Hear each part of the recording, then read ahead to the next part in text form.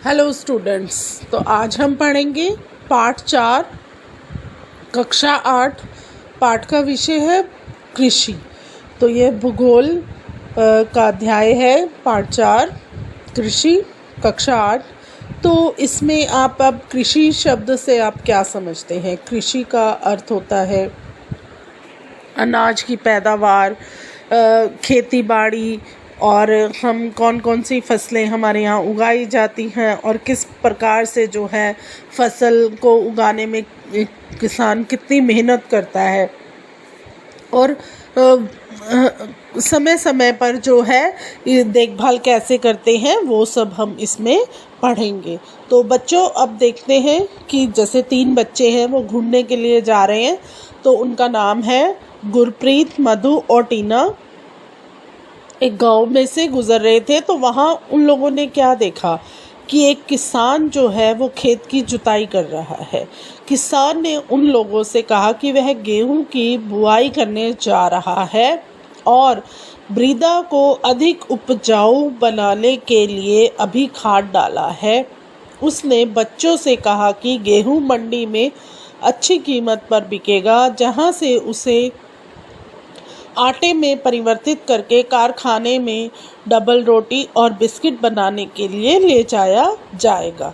तो देखो बच्चों, जब वो 3 बच्चे वहाँ से जा रहे थे तो उन्होंने क्या देखा? एक खेत देखा। तो वो उस खेत में चले गए और वो किसान वहाँ पर खुदाई कर रहा था। तो उन बच्चों ने किसान से पूछा कि आप यह क्या कर रहे हो? तो किसान ने बोला कि मुझे इस ज़मीन पर गेहूं की खेती करनी है, इसीलिए मैं क्या कर रहा हूँ, इसकी मिट्टी को, खेत की मिट्टी को उपजाऊ बनाने के लिए इसमें मैं खाद डाल रहा हूँ।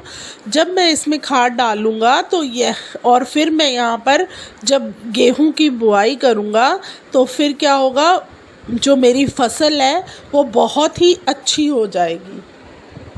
फसल अच्छी होगी तो उससे क्या होगा कि वो जब फसल तैयार हो जाएगी तो वो उसको जाकर बाज़ार में बेचेगा, मंडी में बेचेगा, तो उसको क्या है, अच्छी कीमत मिलेगी, अच्छा पैसा मिलेगा। और फिर मंडी में से जो वो गेहूं है वो कहाँ पर जाएगी? आटा बनने के लिए जाएगी कारखानों में, जहाँ पर गेहूं की पिसाई होती है, चक्कियाँ होती हैं, उसमें गेहूं को पीसा जाता है और आटा तैयार किया जाता है और फिर वो थैलियों में भरकर जो है बाज़ार में बेचा जाता है। और ब्रेड आप आज के समय में देख रहे हो, आप जो ब्रेड खाते हो वो भी किस चीज़ की बनी होती है? आटा ब्रेड। तो वो डबल रोटी भी जिसको बोलते हैं, वहाँ पर उस कारखाने में जाएगी। और आप खाते हो घर में बिस्किट, तो बहुत तरह, एक तो स्पेशल आटे के ही बिस्किट बनते हैं, आप मार्केट से भी लाते हो। और पहले समय में जो है लोग अपने घर से आटा, दूध, चीनी लेकर जाते थे, घी, और वो आटे के बिस्किट तैयार करवाते थे। तो आज तो क्या है कि वो जो चीज़ें हैं कि हम अपने सामने बैठकर बिस्किट बनवाते हैं, तो वो सब चीज़ें थोड़ी सी अब पीछे हो गई है, क्योंकि फैक्ट्रियों में इतनी डेवलपमेंट हो गई है, इतना विकास हो गया कि रोज़ नए नए तरीके के बिस्किट बन रहे हैं। तो पर बिस्किट बनाने में भी क्या है, आटा और मैदा इस्तेमाल होता है। अब आप आगे देखो, पौधे से परिष्कृत उत्पाद तक के रूपांतरण में 3 प्रकार की आर्थिक क्रियाएं सम्मिलित होती हैं। अब देखो, कोई भी फसल को तैयार जब हम करके हमारे सामने आती है तो 3 जो है वो क्रियाएं होती हैं। वो होती हैं प्राथमिक, द्वितीयक और तृतीयक क्रियाएं। प्राथमिक क्रियाओं के अंतर्गत उन सभी क्रियाओं को शामिल किया जाता है जिनका संबंध प्राकृतिक संसाधनों के उत्पादन और निष्कर्षण से है। अब देखो, प्राथमिक क्रियाएं किसके अंतर्गत आती हैं? उन सभी क्रियाओं में जिनका संबंध किस चीज़ से है? प्रकृति से है। प्रकृति में हम किस चीज़ का उत्पादन कर रहे हैं और उससे हमें क्या मिलेगा। और इसके अंदर सबसे पहले क्या है? कृषि, खेती बाड़ी। दूसरा है मत्स्यन, मत्स्यन मतलब मछली पालन। और तीसरा है संग्रहण, हम क्या इकट्ठा करेंगे, वो है हमारी सब प्राथमिक क्रिया। द्वितीयक क्रिया इन संसाधनों के प्रसंस्करण से संबंधित है। जो भी ये साधन है जो हमें कृषि से प्राप्त होंगे, मछली पालन से प्राप्त होंगे, उन सब के प्रसंस्करण से संबंधित है। इस्पात, विनिर्माण, डबल रोटी पकाना और कपड़े बुनना इन क्रियाओं के उदाहरण है। अब द्वितीयक क्रियाओं का क्या उदाहरण है? जैसे अब खनिज हमें मिला, तो खनिज से आप क्या बनाओगे? आपके पास लोहा है, लोहे से आपने जिन वस्तुओं का उत्पादन किया वो हमारी द्वितीयक क्रिया है। अब जैसे गेहूँ हमारी प्राथमिक थी, ब्रेड बनाना हमारी द्वितीयक हो गई। कपास हमें मिली तो उससे क्या हुआ, हमने कपड़ा बनाया। रेशम का लार्वा जब मिलता है तो उससे हम रेशम के कपड़े बनाते हैं। तो यह सब हमारी चीज़ें किस में आ गई? द्वितीयक क्रियाओं में। अब आगे है तृतीयक क्रिया। तृतीयक क्रिया क्या है? प्राथमिक और द्वितीयक क्षेत्र को सेवा कार्यों द्वारा सहयोग प्रदान करती है। तृतीयक क्रिया क्या करती है? प्राथमिक और द्वितीयक क्षेत्र की सेवा कार्यों द्वारा सहयोग प्रदान करती है, जैसे यातायात, व्यापार, बैंकिंग, बीमा और विज्ञापन। ये सब किसके उदाहरण में आ जाएगा? तृतीयक क्रिया। अब जैसे पेट्रोल हमें मिलता है तो उससे फिर पेट्रोल मिला हमारी प्राथमिक क्रिया में, द्वितीयक में हमने बस बनाई, बस में क्या हुआ, आपने फिर पेट्रोल उसमें डाला, तो वो क्या हुआ, हमारी तृतीयक क्रिया के अंतर्गत आ गया। अब हम पढ़ते हैं कृषि। कृषि क्या है? हमारी एक प्राथमिक क्रिया है। फसलों, फलों, सब्जियों, फूलों को उगाना और पशुधन पालन इसमें शामिल है। तो क्या हुआ, कितनी चीज़ें हमारी कृषि में आ गई? फसल आ गई, फल आ गए, सब्जियां आ गई, फूल आ गए और पशुधन। पशुधन मतलब जैसे आप गाय, भैंस, बैल और बकरी, भेड़, ये सब हमारे पशुपालन में शामिल होते हैं। विश्व में 50% लोग कृषि से संबंधित क्रियाओं में संलग्न है। अब देखो विश्व के अंदर, पूरे विश्व में कितने % लोग हैं वो जो कृषि से संबंधित क्रियाओं में शामिल हैं? 50% लोग। भारत की 2/3 जनसंख्या अब तक कृषि पर निर्भर है। तो भारत की 2/3 जो जनसंख्या है वो किस पर निर्भर है? कृषि पर। अनुकूल स्थलाकृति, मृदा और जलवायु कृषि क्रियाकलाप के लिए अनिवार्य है। जिस भूमि पर फसलें उगाई जाती हैं कृषिगत भूमि कहलाती है। अब अनुकूल जितनी भी स्थलाकृति है, मृदा है और जलवायु है, वो कृषि के लिए क्या है? अनिवार्य है। और जिस भूमि पर फसलें उगाई जाती हैं वो भूमि क्या कहलाती है? कृषिगत भूमि। अब आप मानचित्र देख सकते हैं कि कृषि क्रियाकलाप विश्व के उन्हीं प्रदेशों में संकेंद्रित है जहां फसल उगाने के लिए उपयुक्त कारक विद्यमान है। अब आप मानचित्र में देखें कि किस तरह से कृषि क्रियाकलाप उन्हीं प्रदेशों में संकेंद्रित होंगे जहां पर फसल उगाने के लिए क्या उपयुक्त कारक हमारे विद्यमान है। अब आप ये मानचित्र देख रहे हो, इसमें आप क्या देखोगे? कृषिगत भूमि का विश्व वितरण। तो आप एक सबसे नीचे देखो कृषिगत भूमि लिखा हुआ है, वहाँ पर आप एक बॉक्स देख रहे हो, रेक्टेंगल बना हुआ, वो है, वो हमारा क्या है? वो हमारी इस मानचित्र में कृषिगत भूमि है। तो अब आपने देखा कि इसमें जहाँ जहाँ ये वाला कलर आएगा, जो इस बॉक्स में कलर है, तो वो सारी ज़मीन मानचित्र में आप देखोगे जहाँ जहाँ पर वो डार्क कलर आ रहा है वो हमारी क्या है? कृषिगत भूमि। तो अब आप देख सकते हैं आगे आप क्या देख रहे हो? क्या आप जानते हैं एग्रीकल्चर कृषि? एग्रीकल्चर कृषि क्या होती है? मृदा की जुताई, फसलों को उगाना, पशुपालन का विज्ञान एवं कला, इसे खेती भी कहते हैं। तो अब आपको समझ आया एग्रीकल्चर ब्रैकेट में कृषि कि जब मिट्टी की हम जुताई करते हैं, जैसे वो किसान कर रहा था, जब बच्चों ने देखा, उसके बाद हम फसलों को उगाते हैं और हम साथ साथ पशुओं का भी पालन करते हैं, तो वो हमारा क्या है, विज्ञान एवं कला, और इसे हम खेती भी कहते हैं। अब आगे है सेरीकल्चर। सेरीकल्चर क्या है, रेशम उत्पादन, रेशम के कीटों का वाणिज्य पालन, यह कृषि की आय में पूरक हो सकता है। तो रेशम के कीटों का वाणिज्य पालन क्या है, यह कृषि की आय में भी पूरक हो सकता है। फिर है पिसीकल्चर, मतलब मत्स्य पालन, विशेष रूप से निर्मित तालाबों और पोखरों में मत्स्य पालन।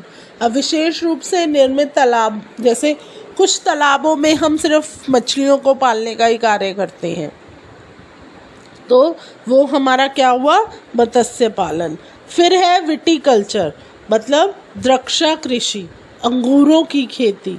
आपने सुना होगा ना, ये आम के बाग है, ये सेब के बाग है, ऐसे ही विटीकल्चर को हम क्या बोलते हैं, अंगूरों की खेती। आगे हार्टिकल्चर, उद्यान कृषि, वाणिज्यिक उपयोग के लिए सब्जियों, फूलों और फलों का उगना, ये हमारा किस में आ गया, हार्टिकल्चर। अब आप इधर एक देख रहे हैं, एक एरो से क्या है और प्लस का निशान दिया हुआ है, कल्चर। सबसे पहले हमने क्या पढ़ा, एग्री, फिर सेरी, फिर पिसी, फिर विटी, फिर हार्टी, और इसको हमने जमा किससे कर दिया, culture. Agriculture, sericulture, pisciculture, viticulture और हार्टिकल्चर। तो आपको ये समझ में आया। अब हम आगे देखते हैं कृषि तंत्र। कृषि या खेती को एक तंत्र के रूप में देखा जा सकता है। इसके महत्वपूर्ण निवेश बीज, उर्वरक, मशीनरी और श्रमिक हैं। कृषि या खेती को किसके रूप में देखा जाता है, एक तंत्र के रूप में।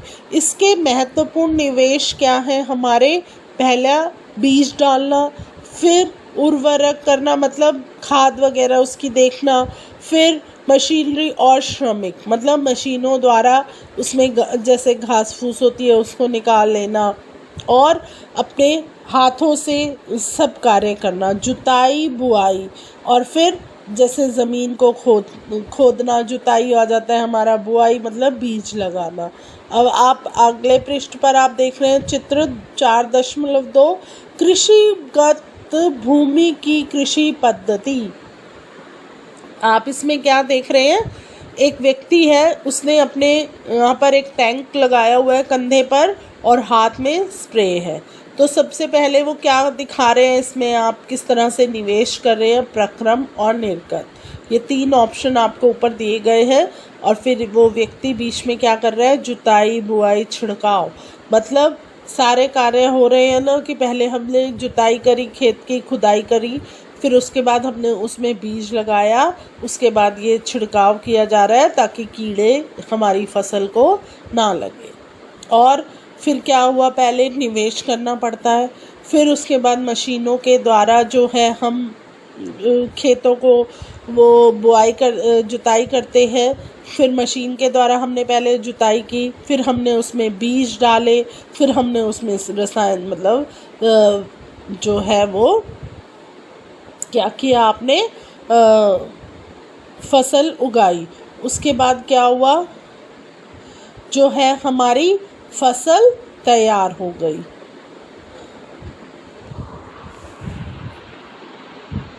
अब हम दूसरा चित्र देखेंगे, चित्र 4.3। ये क्या है, भौतिक एवं मानवीय कृषि निवेश, की भौतिक और मानवीय कृषि निवेश कैसे है। ऊपर हेडिंग है इसमें भौतिक निवेश, उसके नीचे है सूर्य का प्रकाश, वर्षा, तापमान, मृदा, ढाल। तो ये सब हमारे किस में आते हैं, भौतिक निवेश। मानवीय निवेश, मानव के द्वारा जो श्रम किया जाता है।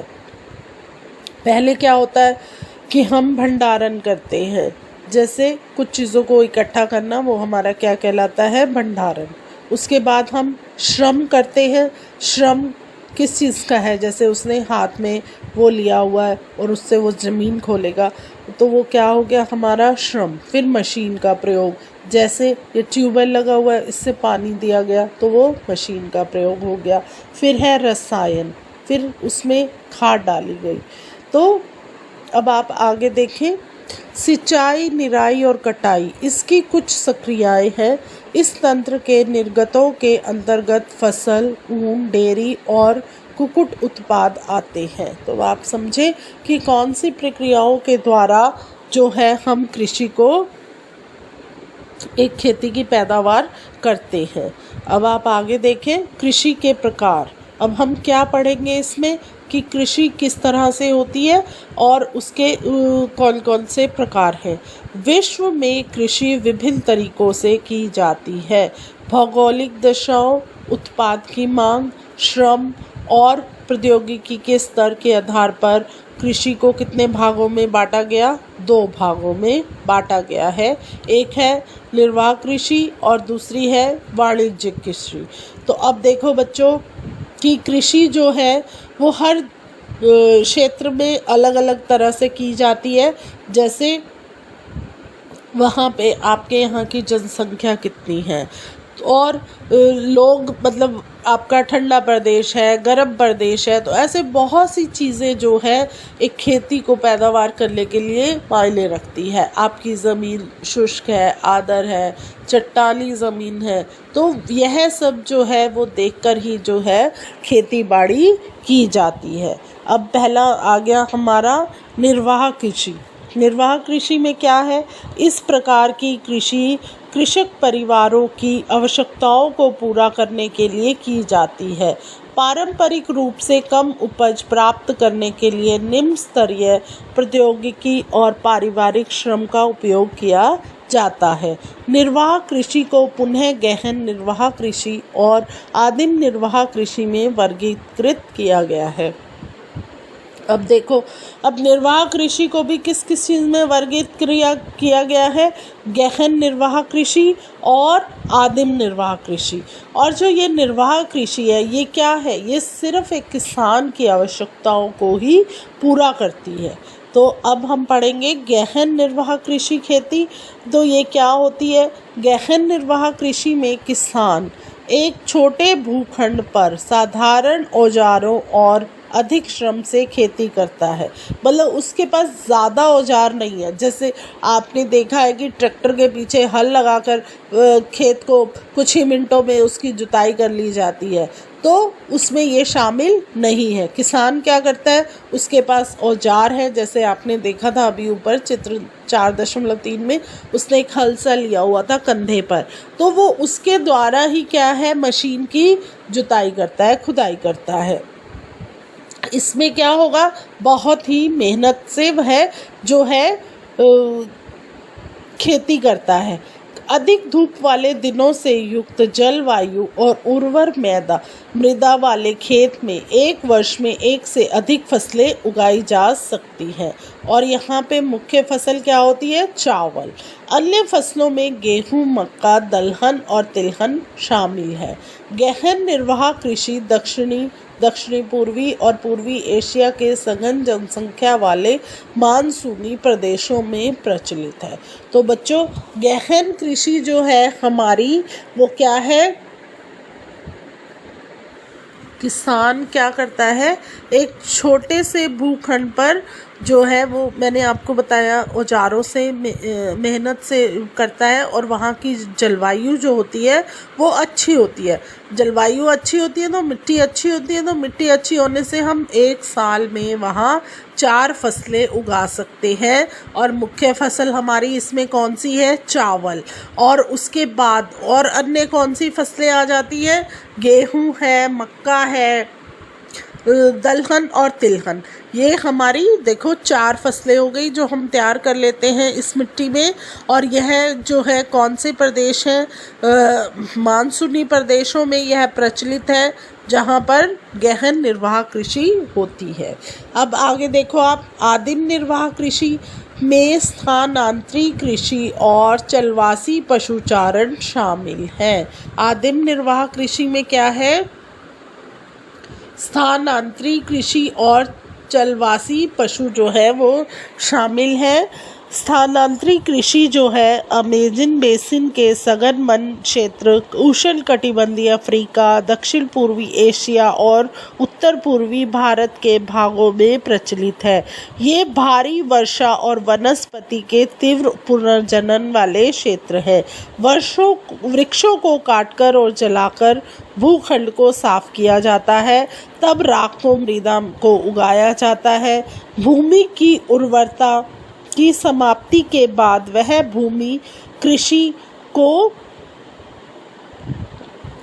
भूमि जो है वो छोड़ दी जाती है और कृषक नए भूखंड पर चला जाता है। स्थानांतरित कृषि को कर्तन व दहन कृषि के रूप में भी जाना जाता है। अब देखो स्थानांतरित कृषि जो है उसका क्या है। अमेज़न बेसिन के वन क्षेत्र है और यहाँ पर यह क्षेत्र हमारे आ जाते हैं उत्तर पूर्वी भारत, मेक्सिको, ब्राज़ील और मलेशिया।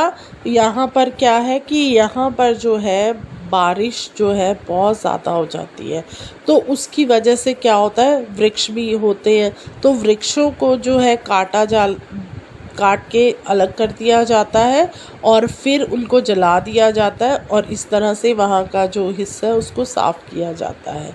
और वो जो राख होती है, जब हम वृक्षों को जलाते हैं तो वो जो राख होती है उसको क्या करते हैं, वो मिट्टी में मिला दे जाती है।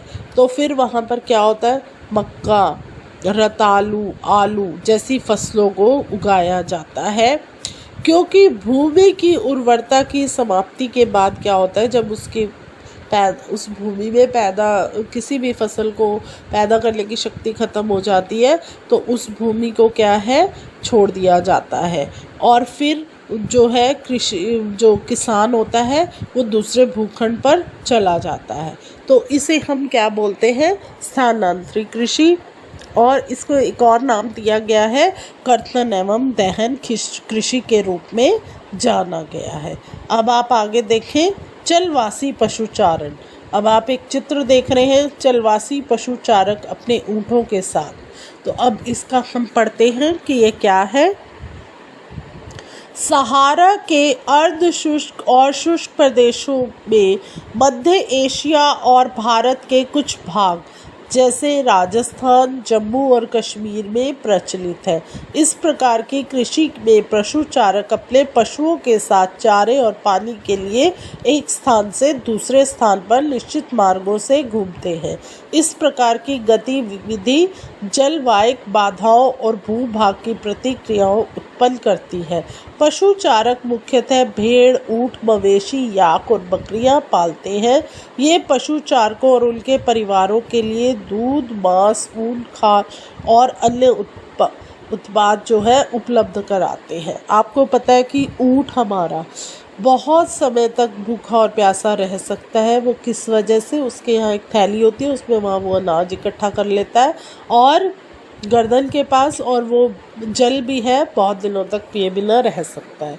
तो यह जो भी है जो मवेशी पालते हैं जैसे भेड़ है, ऊँट है और बकरियां हैं, बकरियों का दूध वो पी लेते हैं और ऊँट से वो जैसे खेती करने के लिए इधर से उधर घूमने में आपने देखा होगा कि रेगिस्तान पर बहुत से ऊँट पाए जाते हैं क्योंकि वहाँ पर पानी दूर दूर तक नहीं मिलता है। तो इस तरह से जो है लोग इनसे अपने कार्य की पूर्ति कराते हैं।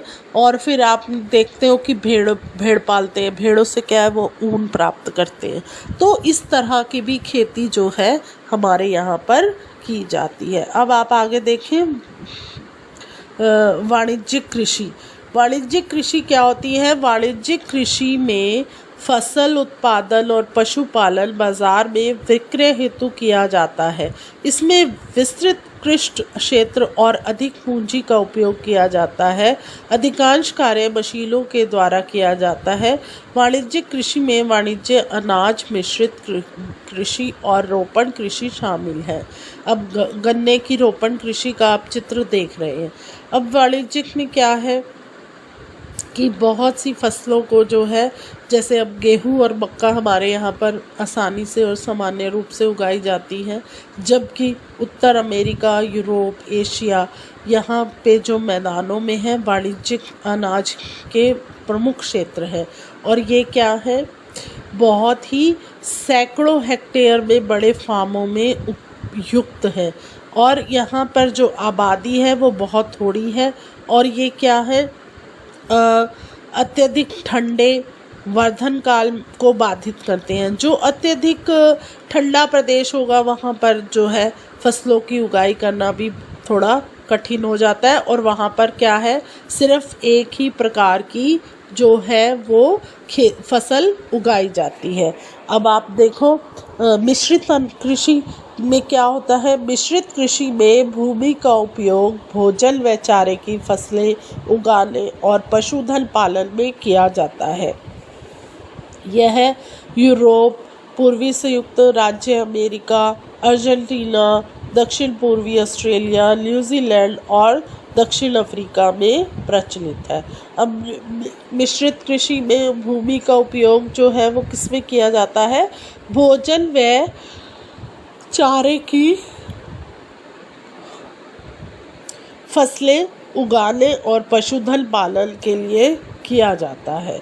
तो समझ में आया आपको ये मिश्रित कृषि। फिर आगे आप देखें रोपण कृषि। अब ये क्या है, केले की रोपण कृषि का आप चित्र देख रहे हैं कि किस तरह से केले के पेड़ पर जो है केले लगे हुए हैं। तो रोपण कृषि के बारे में आप पढ़ो। वाणिज्यिक कृषि का ही क्या है, रोपण कृषि एक प्रकार है जहाँ चाय, कहवा, काजू, रबड़, केला अथवा कपास की एकल फसल जो है वो उगाई जाती है। इसमें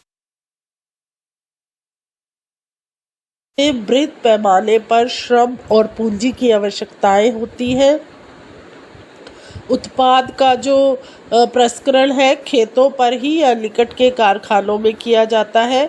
इस प्रकार इस कृषि में परिवहन जाल के विकास की अनिवार्यता होती है। रोपण कृषि के मुख्य क्षेत्र विश्व के उष्णकटिबंधीय प्रदेशों में पाए जाते हैं। उष्णकटिबंधीय प्रदेशों में देखो आप कौन कौन से प्रदेश में कौन कौन सी खेती होती है। मलेशिया में रबड़ की खेती होती है, ब्राज़ील में कहवा बनता है, भारत और श्रीलंका में क्या है, चाय के उद्यान है। तो आपको समझ में आया ये रोपण कृषि, यह जो है एक महंगी कृषि है और इसको जो है बहुत बड़े पैमाने पर किया जाता है। इसमें मेहनत भी अच्छी लगती है और पैसा भी पूरा लगता है। अब आप हमारे यहाँ की मुख्य फसलें देखें। बढ़ती हुई जनसंख्या की आवश्यकताओं को पूरा करने के लिए विविध प्रकार की फसलें उगाई जाती हैं। फसलें कृषि आधारित उद्योगों के लिए भी कच्चे माल की आपूर्ति करती हैं। गेहूं, चावल, मक्का और बाजरा मुख्य खाद्य फसलें हैं। जूट और कपास रेशेदार फसलें हैं और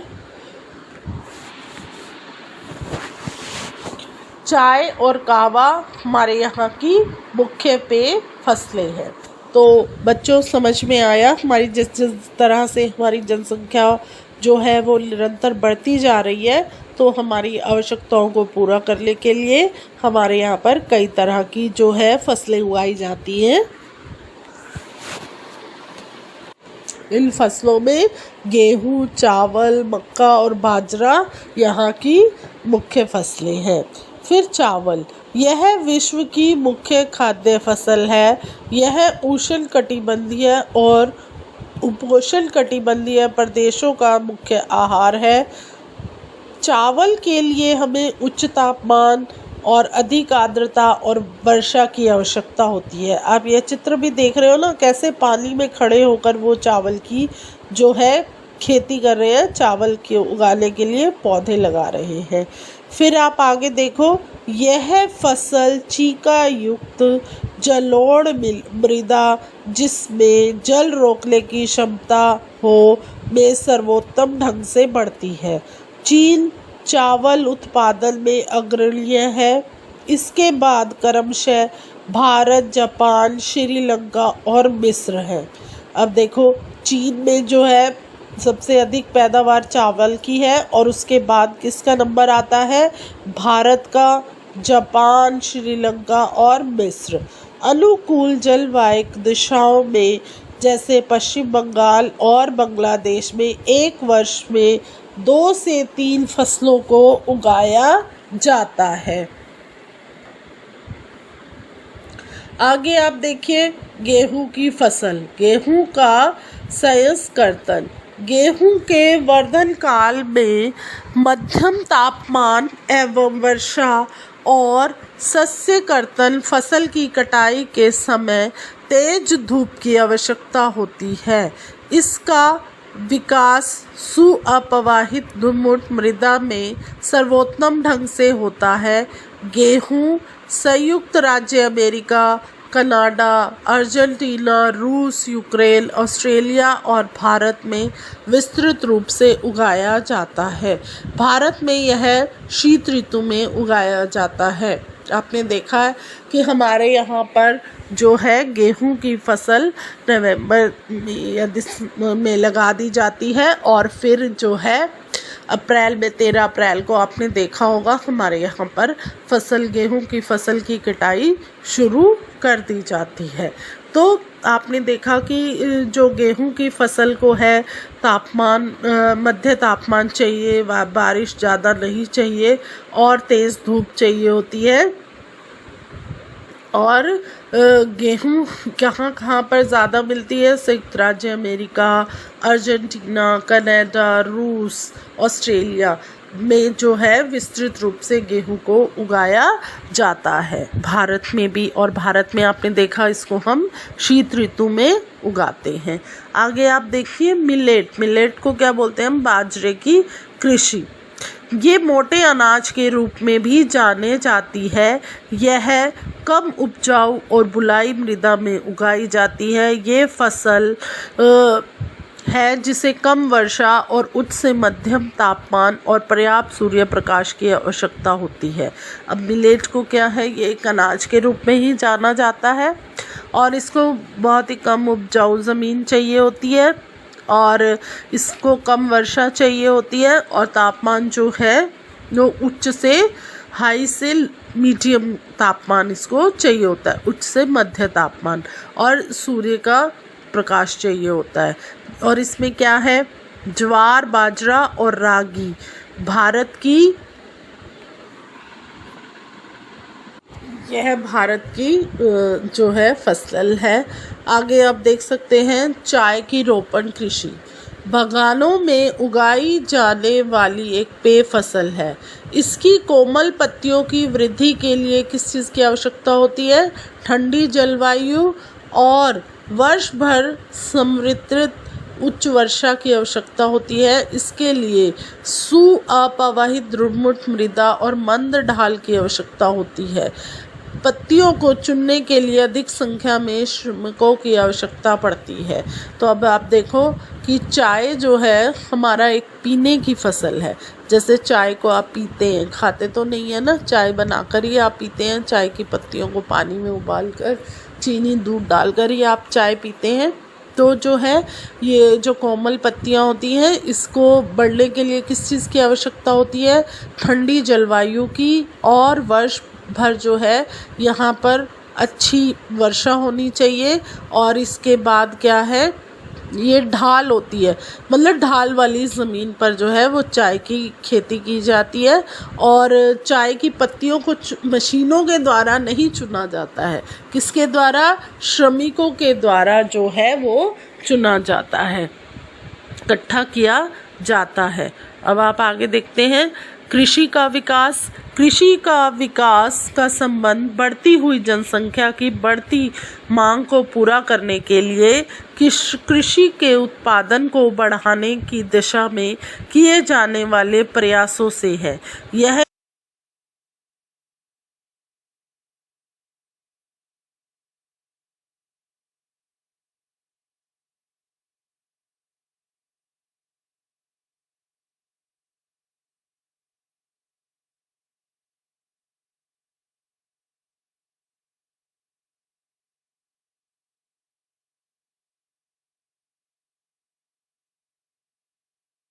कई तरीकों से प्राप्त किया जाता है, जैसे बोए गए क्षेत्र में विस्तार करके, बोई जाने वाली फसलों की संख्या बढ़ाकर, सिंचाई सुविधाओं में सुधार करके, उर्वरकों और उच्च उपज देने वाले बीजों के प्रयोग द्वारा। कृषि का मशीनीकरण भी कृषि के विकास का एक अन्य पहलू है। कृषि के विकास का चरम लक्ष्य खाद्य सुरक्षा को बढ़ाना है। अब आप देखो, जैसे जैसे हमारी जनसंख्या बढ़ती जा रही है, उसी हिसाब से क्या है, हमारे को अनाज की भी आवश्यकता हमारी जो है वो बढ़ती जा रही है। अब आप देखो कि हम जितनी अच्छी चाहते हैं कि हमारे यहाँ पर पैदावार अच्छी हो, तो हमें क्या करना होगा, एक तो हमें अपने यहाँ की सिंचाई की सुविधाओं में विकास करना होगा और फसलों की संख्या को बढ़ाना होगा, मिट्टी में अच्छे का वो जो है खाद को डालना होगा और जो है अच्छी मशीनें लानी होंगी जो हमारे कृषि के विकास में मतलब हमारी बहुत अच्छी मदद कर सके। और इसके साथ साथ हमें अपने जो खाद्य सुरक्षा है, अब आपने फसल को तो पैदा कर लिया, जब फसल पैदा हो गई वो बिकने के लिए मंडी में चली गई, तो ऐसा तो नहीं है एक ही बारी में सारी फसल जो है वो लोग खरीद कर चले जाते हैं। उनको जो जहाँ पर उनको रखा जाता है उसकी सुरक्षा की ओर भी ध्यान हमें देना चाहिए। कृषि का विकास विश्व के विभिन्न भागों में विभिन्न गतियों से हुआ।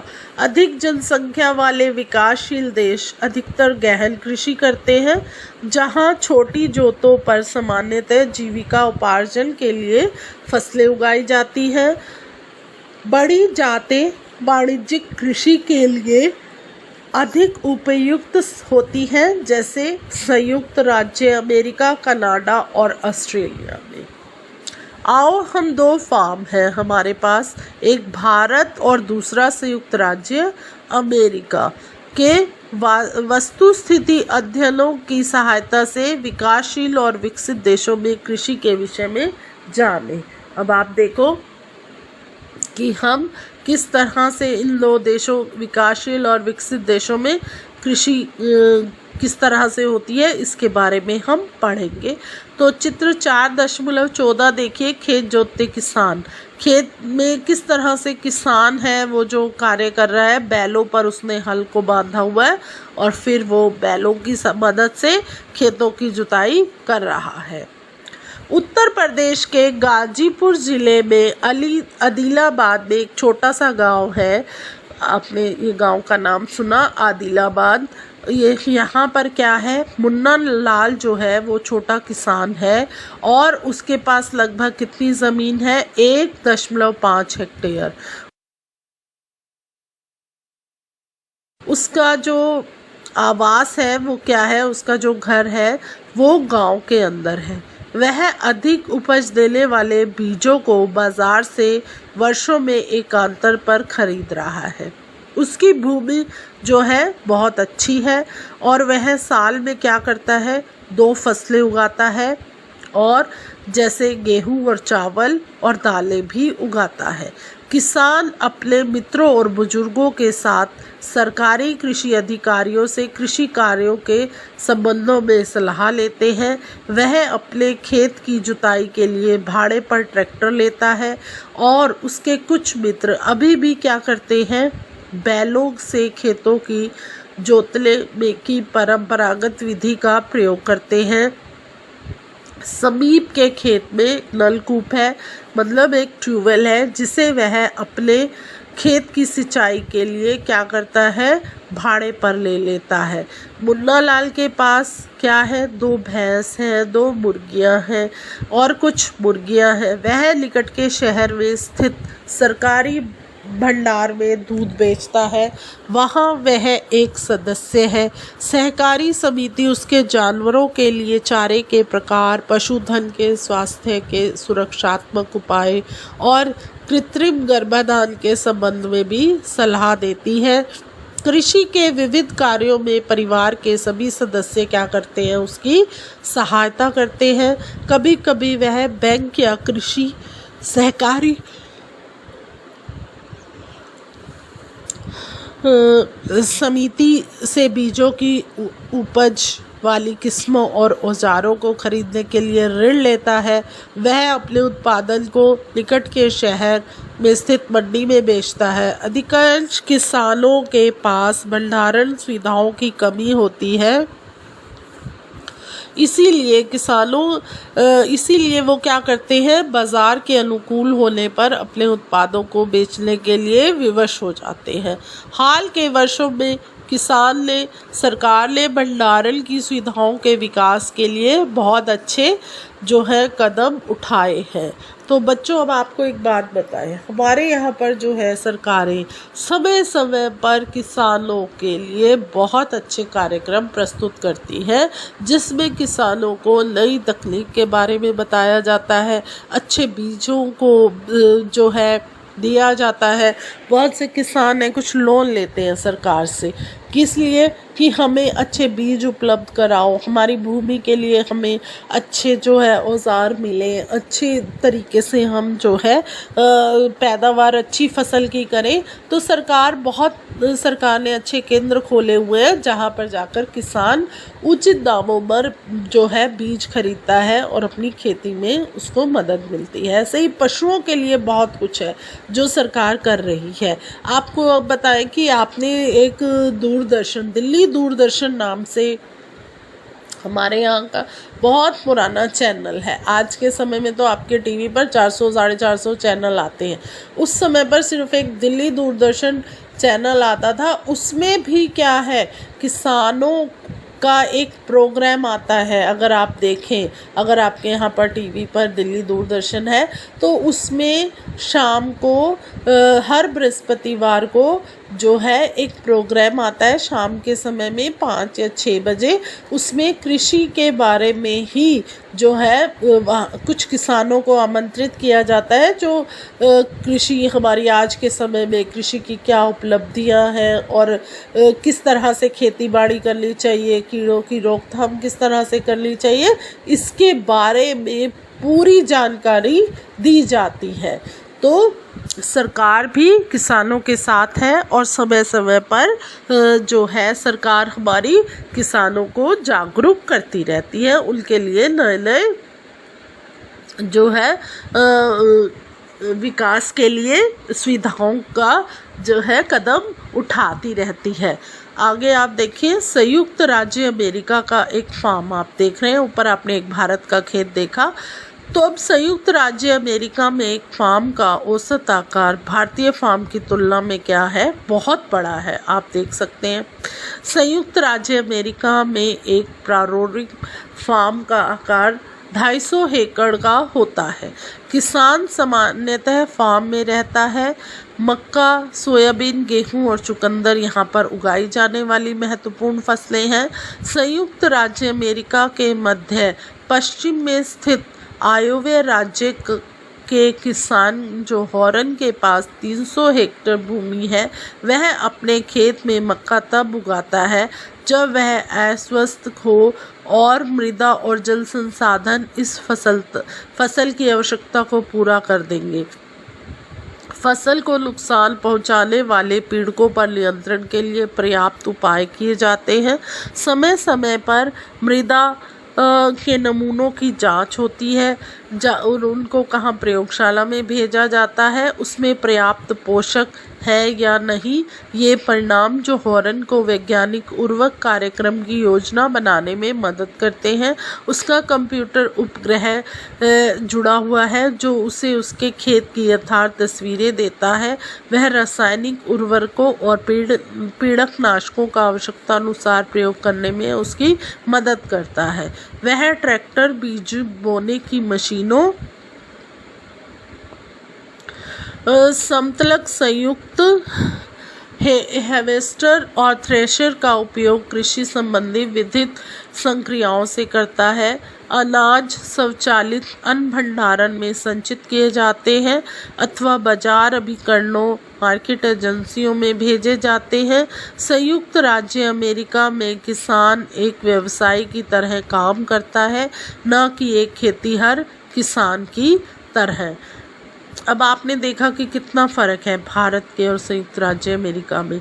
एक तो उसने जो है एक ऐसा यंत्र लगाया हुआ है कि वो घर बैठे ही देखता रहता है कि उसकी फसलों को कोई कीटनाशक तो नहीं लग रहे, और वो समय समय पर अपनी जो है खेत की मिट्टी को चेक करवाता है, जिससे पता लग जाता है कि उसमें उर्वरक शक्ति उसकी कितनी है। और इसके बाद क्या है कि वो उसने अपने वहाँ पर एक कंप्यूटर उपग्रह लगा रखा है जो उसकी खेत की तस्वीरें उसको देता रहता है, और इसमें उसको बहुत तरह की मदद मिलती है।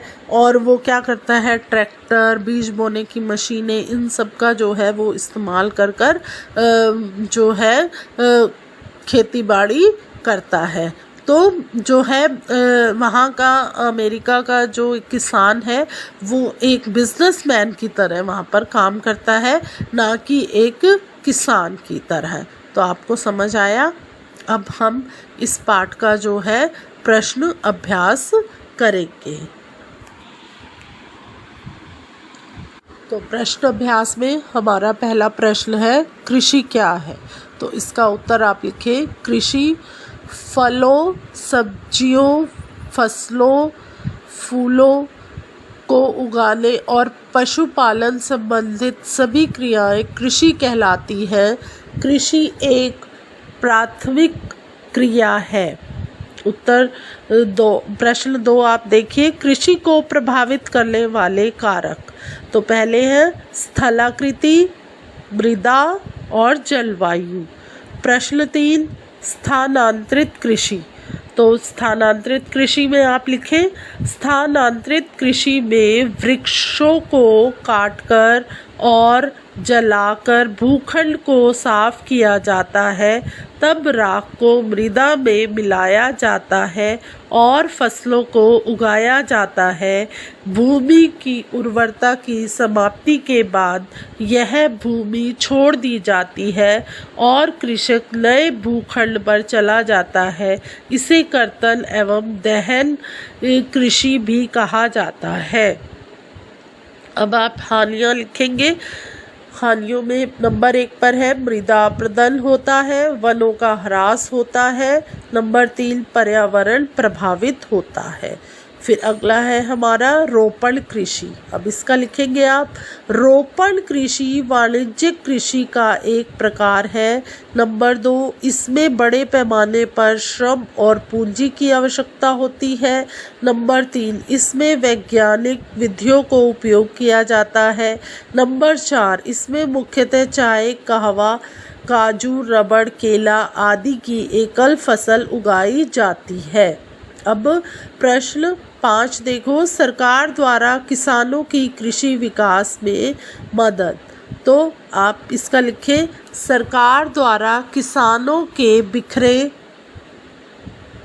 खेतों को चेकबंदी द्वारा एक स्थान पर एकत्रित किया जाता है। नंबर 2, सरकार किसानों को उर्वरकों, कृषि उपकरणों तथा कीटनाशकों के लिए आर्थिक सहायता प्रदान करती है। नंबर 3, किसानों को उच्च उपज देने वाले बीज तथा उर्वरक आदि उपलब्ध कराकर उत्पादन बढ़ाने में सहायता करती है।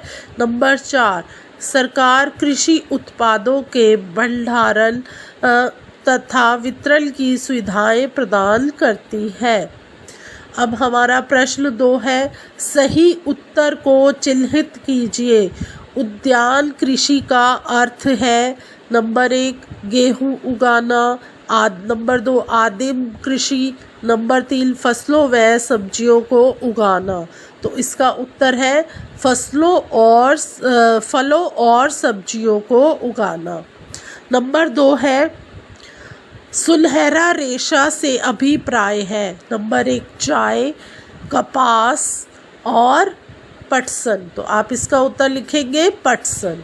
आगे है तीसरा, कॉफ़ी का प्रमुख उत्पादक है ब्राज़ील, भारत और रूस। तो इसका उत्तर है ब्राज़ील। और फिर हमारा प्रश्न 3 है, कारण बताइए। तो आप अब इसमें लिखेंगे प्रश्न में, भारत में कृषि एक प्राथमिक क्रिया है, कारण सहित उसका उत्तर देना है। तो आप इसका उत्तर लिखें, प्राथमिक क्रियाओं के अंतर्गत उन सभी क्रियाओं को शामिल किया जाता है जिनका संबंध प्राकृतिक संसाधनों के उत्पादन और निष्कर्षण से होता है।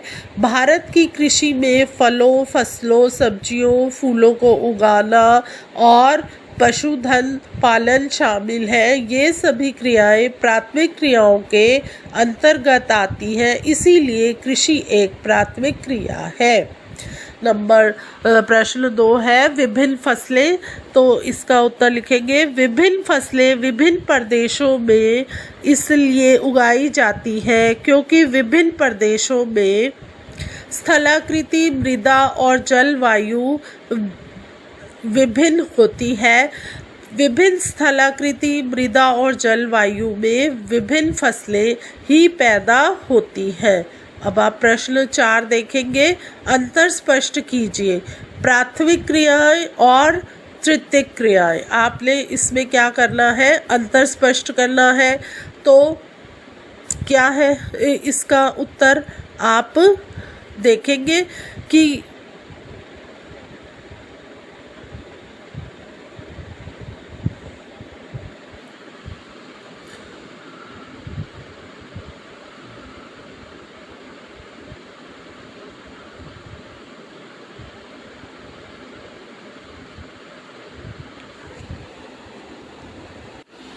पहले आप लिखेंगे प्राथमिक क्रियाएं।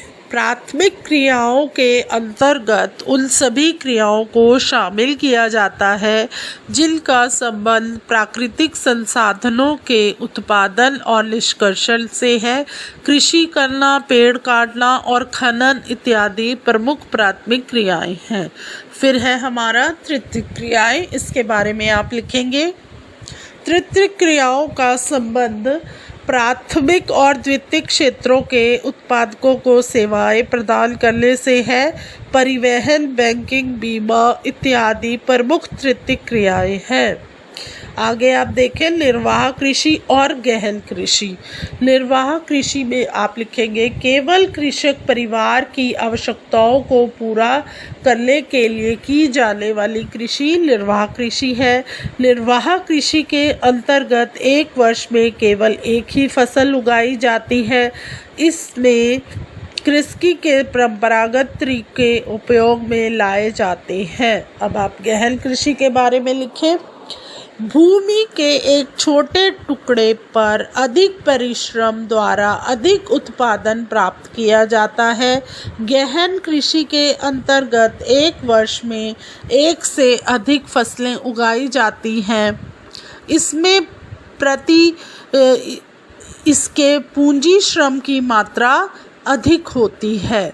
अब आगे जो प्रश्न है बच्चों, यह आपको स्वयं करने हैं और इसके साथ आपका जो यह पाठ है समाप्त होता है।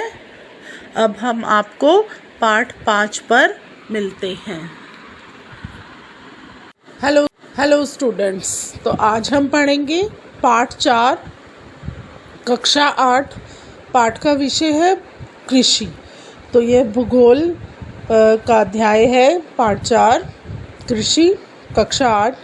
तो इसमें आप अब कृषि शब्द से आप क्या समझते हैं? कृषि का अर्थ होता है अनाज की पैदावार, खेती बाड़ी, और हम कौन कौन सी फसलें हमारे यहाँ उगाई जाती हैं और किस प्रकार से जो है फसल को उगाने में किसान कितनी मेहनत करता है और समय समय पर जो है ये देखभाल कैसे करते हैं, वो सब हम इसमें पढ़ेंगे। तो बच्चों अब देखते हैं कि जैसे 3 बच्चे हैं वो घूमने के लिए जा रहे हैं। तो उनका नाम है गुरप्रीत, मधु और टीना। एक गांव में से गुजर रहे थे तो वहाँ उन लोगों ने क्या देखा कि एक किसान जो है वो खेत की जुताई कर रहा है। किसान ने उन लोगों से कहा कि वह गेहूं की बुआई करने जा रहा है और मृदा को अधिक उपजाऊ बनाने के लिए अभी खाद डाला है उसने बच्चों से कहा कि गेहूं मंडी में अच्छी कीमत पर बिकेगा, जहां से उसे आटे में परिवर्तित करके कारखाने में डबल रोटी और बिस्किट बनाने के लिए ले जाया जाएगा। तो देखो बच्चों, जब वो 3 बच्चे वहाँ से जा रहे थे तो उन्होंने क्या देखा,